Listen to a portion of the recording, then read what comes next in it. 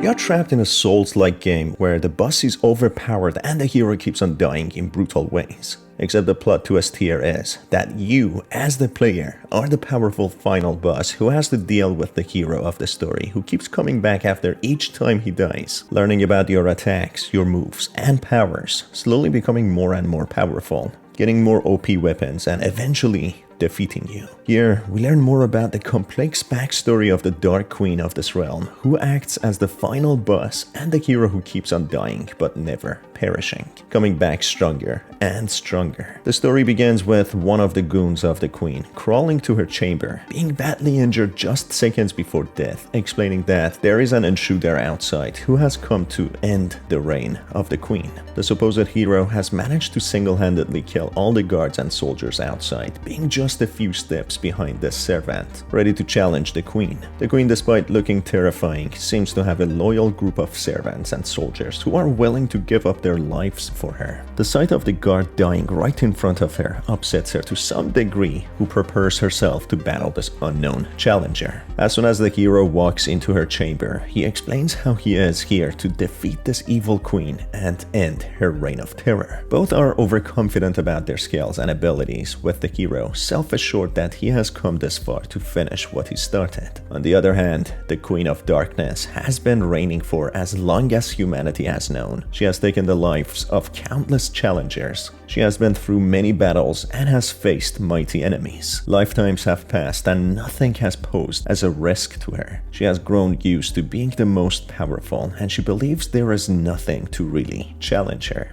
For her, this hero is just another nuisance who will be crushed under her feet. As the hero comes charging at her with his tiny sword, it takes the queen nothing but a swing to obliterate him. With a snap of her fingers, the hero burns to ash, with nothing remaining behind but a small pool of blood. Just on that note, the queen returns to her throne when all of a sudden, she turns her head to see the same little hero rushing into her chamber. This comes as a big surprise to the queen, who just killed the hero moments ago. She exclaims her surprise when the hero explains that he can in fact get resurrected and come back, and that is what he is doing here precisely, to challenge the queen once again. He charges at the queen, and when the queen tries to swing, the hero actually displays battle IQ by avoiding the blow, dodging it, which makes the queen a little uncomfortable, but with the second swing of her mace, the hero falls yet again. This encounter repeats itself again, with the queen shocked to see the hero back at her doorstep again. The queen asks the hero why he dodged her blow, to which he explains that he learns from his mistakes each time after battling her, with his memory being eternal. No matter how many times he dies, he comes back smarter and stronger, learning more and more about the queen's tactics in a battle. After yet another short battle, the queen manages to kill the hero, but not without some little challenge. The hero is back again after being burned, with the queen starting to get nervous, seeing how no matter what, the hero is indestructible despite his low level of skills. Each time he comes back, he is slightly better at dodging her attacks and figuring out how she fights. The hero explains that he has a lot of respect for the queen, and that is why he is here, as she has been the ruler of this world for as long as humanity, having ruled with her magic and raw power. The hero is simply here to fight as long as it takes to figure out the queen's moves and defeat her. The queen is still overconfident in her competence and abilities, despite feeling a threat from the hero. After battling him yet again, it's revealed that he has acquired a short bow, which he uses in his advantage. Dying yet again, he comes back explaining that he found it in a chest below the chamber, to which she has no idea of, as she never leaves her chamber. This makes the hero feel sad for the queen, as she seems to be very lonely, with the hero, despite being her enemy, being the only person that she has spent the most time with. As he expresses himself, the queen's ego starts playing up, saying that she doesn't need company and she feels just fine in the silence of her chamber. In another battle where the hero shows remarkable skills, managing to take a chunk of the queen's health away, he dies yet again, having his corpse burned. The queen walks towards her throne, turning her head back with anticipation to see the hero again, but she doesn't see him. She lingers, looking at her door for some more time, feeling something she hasn't felt for a long time, a feeling of longing. As she waits for some more time, she doesn't see the hero, which makes her feel yet another feeling, a feeling of concern. This is something she has never felt before, questioning herself, when all of a sudden the hero comes back, apologizing for being late as he had to collect the sword and power up, jokingly asking the queen if she missed him. This question takes her by surprise, not knowing what to say, hesitating, which says a lot about her, making the hero say that he missed her too, and their battles. Soon after their little chat, another battle ensues, with the hero falling yet again, but not before proving his skills by taking more health from the queen. He comes back yet again, with the queen asking the hero where he found this blessed sword, the powerful glowing yellow sword which he has collected. He explains how he found it in a beautiful waterfall guarded by a colossus entity. The queen's expression changes to wonder, saying nothing but admiring the hero to finding it and his adventurous personality. This makes the hero think for a little, asking the queen why she doesn't go out to explore the realm that she has managed to conquer and rule. This makes the queen a little speechless, not knowing what to say. She lets her ego talk on how she is the highest in the realm. She doesn't need to lower herself by going around and exploring the realm which is lower than her castle. This makes the hero think some more and feel bad for the queen, asking her if she is truly stuck here, not being able to leave. Despite this being the sad truth, the queen explains that it is her who doesn't want to leave. The hero being sure that the queen is just stuck here as a prisoner, being part of a game, a higher entity more than she could ever imagine. The hero promises to free her, which unfortunately is through killing her. This is the only way that he could make her be free, not as an everlasting queen of darkness, doomed to live forever in her castle, but as a free spirit to roam around the realm freely, with no restraints or chains. The queen likes the idea, but explains that she is meant to rule and be the everlasting queen, undefeated with the legacy of being powerful. The hero in a sad tone explains, is that all that she has and wants? A legacy of terror and power, to which makes her speechless yet again. The hero charges towards her reluctantly, and the queen snaps out of her thoughts, defending herself and killing the hero. This time around, the queen questions her purpose and legacy for the very first time, shaken by the questions that the hero raised, seeing his lifeless corpse on her tiled floor. For the first time, looking at his corpse saddens her. She doesn't feel like killing him anymore, but understands that she has no other choice. She has a role to play. Her role in this realm is to fight and prove her power. She slowly approaches the hero, showing him respect by gently placing her hand on his body and burning his corpse away as she is supposed to. Almost feeling as if tears roll down her eyes, she slowly approaches her throne, seeing the hero return yet again, which makes her light up with hope and happiness. The queen tries to talk to the hero out of coming back and dying under her hands again and again. This makes the hero think a bit, but soon he explains that he will never quit. After another battle, with the hero falling again, he comes back at her chamber, breathless, saying that he thought about quitting. The queen, relieved that she doesn't have to see him die again and again, yet the feeling of fear taking over her, that this would mean that she wouldn't see him again, asks why he keeps coming back, to which he makes a quick-witted remark, asking the queen what does she think.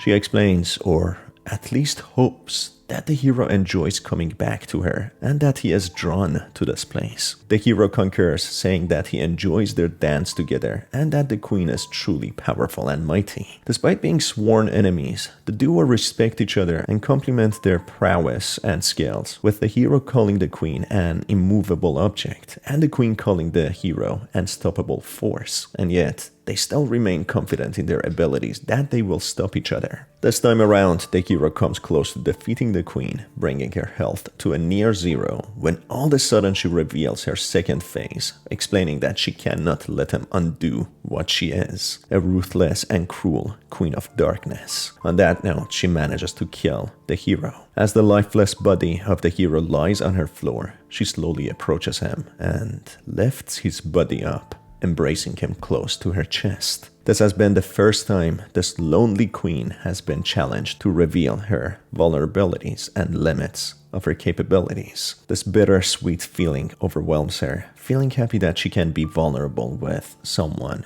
who respects and accepts her as she is, someone whom he doesn't have to prove herself to and show power to only. She has finally found a friend in the shape of an enemy, with her days of ruling being numbered. This knowledge terrifies her, yet makes her feel relieved that she doesn't have to be a prisoner no longer. She embraces the hero, feeling love, freedom, and safety for the first time, when his body catches on fire and disappears to ash. As she returns to her throne, the loop resets with the hero returning. The queen, in a sorrowful manner, as if begging the hero, suggests that he should stay away not to see any of this horror and brutality. She asks the hero has a heart that believes in change and if he is capable of changing the natural order itself. Yet there is rhetoric in her question, a question that she knows the answer to fully, despite wanting it to be different. She explains the hero saw the cruelty in the queen. He saw her true face, the unchanging, unjust, unlikable truth to her. That only makes the hero compliment the queen further, that he deemed him worthy to show her true form.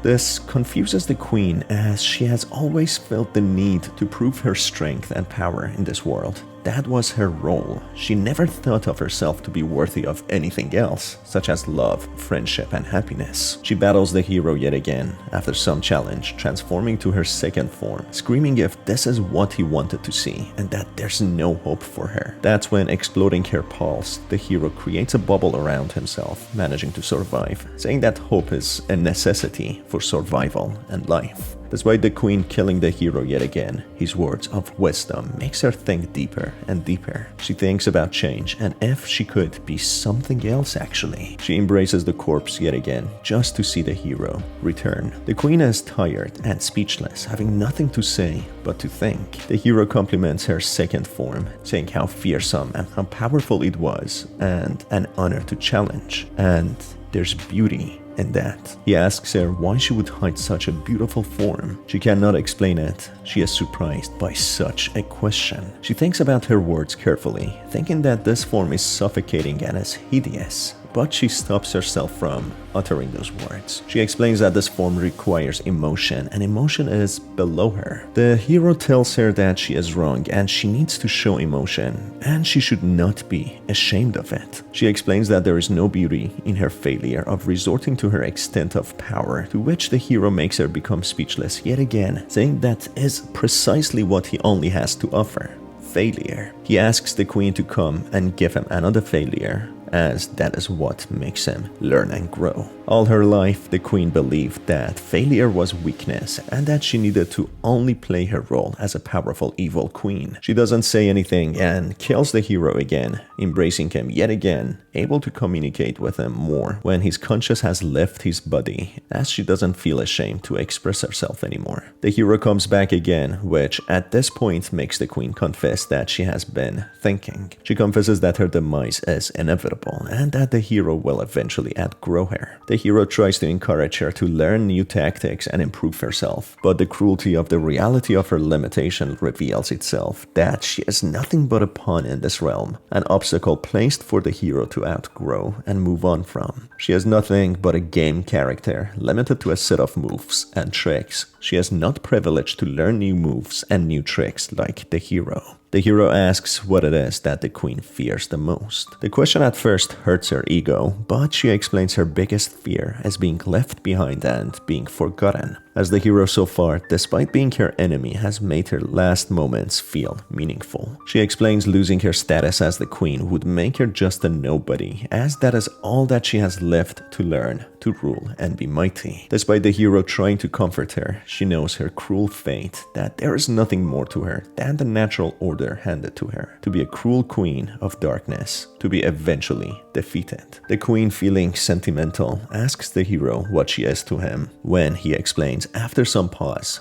the biggest challenge of his life, who made him learn so much about himself, the immovable object, someone whom he keeps returning to. He continues that there's beauty in her limits and what she actually is, as her role played an important part in this world and a part who the hero is. This makes the queen feel emotional, and then she grips her mace and does the inevitable, battling the hero of the story yet again until he dies and comes back again until she is defeated. After another challenging victory, with the hero becoming more and more capable, the hero is back again. The queen, knowing the inevitable, asks if she is going to die, with the hero saying yes. And as all living beings do, it is just a matter of time, for some sooner than others. In the face of death, the hero asks the queen, the roles have switched. She is standing in the face of inevitability. What will she do? Will she give up or fight till the last breath? The queen, with a smile on her face, gives the same answer as the hero did, that she will give it all and will not give up.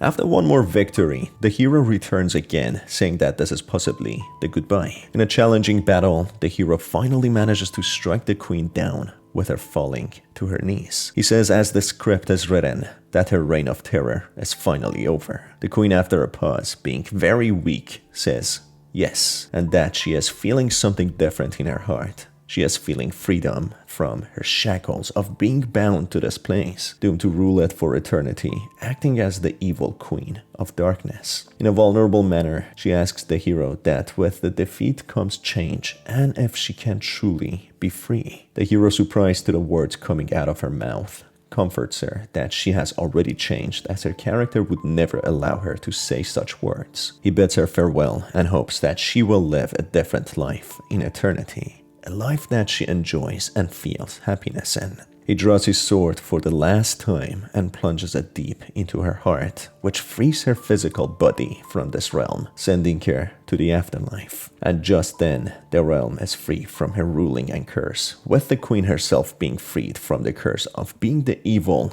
that ruled this realm.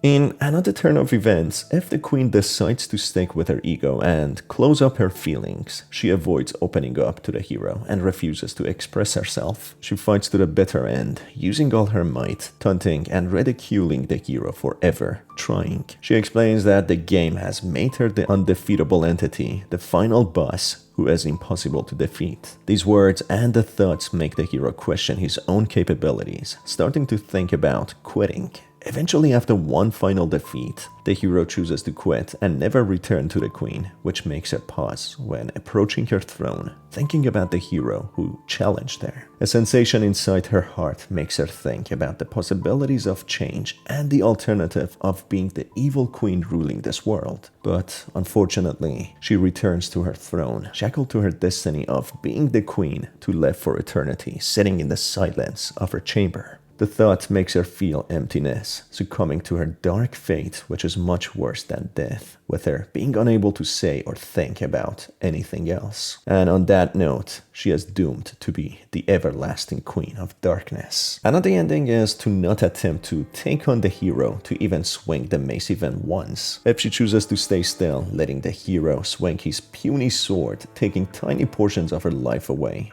he questions if she has some sort of glitch or problem. She simply explains that there's no point and honor fighting such a weakling ant. This of course is no fun for the hero, who just stands there and looks the queen up and down, simply giving up on her to explore other parts of this world, as she has chosen not to fight. After some time, the queen sees the puny enemy appear yet again, who taunts the queen to grip her mace and throw some swings. The hero is shocked to see the queen completely refusing to do anything. This really bores the hero, but he says if the queen is tired of her everlasting reign, he will help end it for her, and of course after an agonizingly long time of taking small damage, the queen finally falls, with the hero claiming the undeserved victory. And this brings us to the end of the video, folks. If you enjoyed it, make sure to stay tuned for more by hitting on the subscribe button and the notification bell. As always, it's been your host Star, thanks for being here, and I will see you on the next one. Take care.